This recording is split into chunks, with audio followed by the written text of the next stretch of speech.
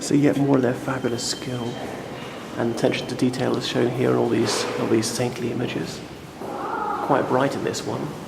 As I say, they normally keep it deliberately shady, but not far away from here the buildings are very grubby, the pavements are uneven, there's a bit of litter around, so you'd be surprised, shocked almost.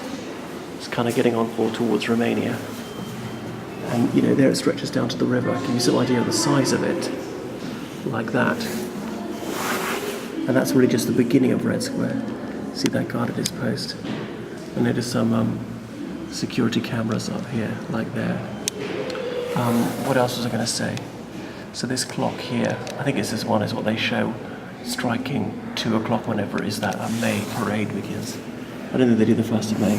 See a bit of the security cordon, but they're not checking many people.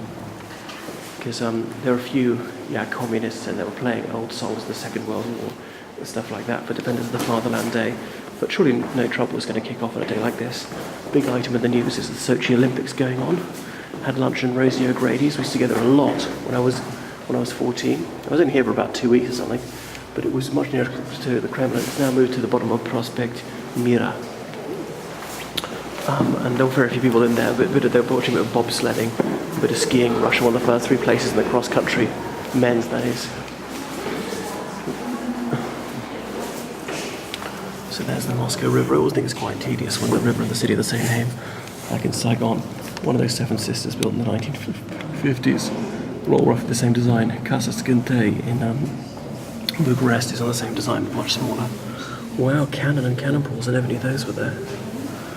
So I remember an Azerbaijani telling me when he was a child, in the Soviet era, on front of his school book was an image of the Kremlin and Lenin's mausoleum, and that was meant to be the centre of the universe for them. So it's not that large, but it's easy to get lost in this labyrinth of little anti-chapels.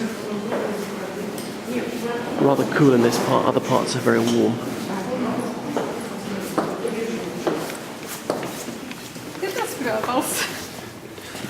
I don't think there's any other tourists around. I've occasionally heard people speaking English in these central streets. Seen people obviously of different ethnic groups, Chinese. Some guys giving out a free magazine called Flirt. They were Cameroonian because I spoke to them. So that's south of the river. Most of the fascinating stuff is this side of the river. It really meanders around the Moscow River. There's another minor river in the eastern city.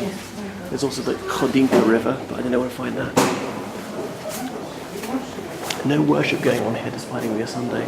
Perhaps curious that. Well, I'm so glad they didn't smash it down in the Soviet era, because we were almost having a cultural revolution then, demolishing churches like the St. Saviour's Cathedral, which was rebuilt by Yeltsin. That's where the Romanovs are buried. Might try and see that today. He spent about $350 million on it, finishing in 1998, to rebury them, roughly the 80th anniversary of their death. But I thought, how wasteful, considering Russia was in a very bad way, what they could have done to help the poor with that amount of money, rather than just vanity as usual. But that went in most countries. Like these Winter Olympics supposedly cost 52 billion pounds, which is by far the most expensive one, even for a Summer Olympics. The Winter Olympics are usually cheaper because they've only got about a 10th number of athletes in the Winter Olympics as they do in the summer. Just got a whiff of that lady's perfume, and there was incense burning in one of the front chapels.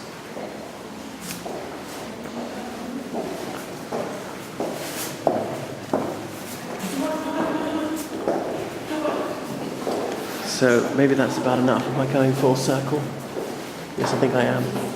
Okay, so I think I'll go down and I've probably finished enough. I don't think I can go any higher up the stairs. Yeah, back to where I was before. What a fabulous sight.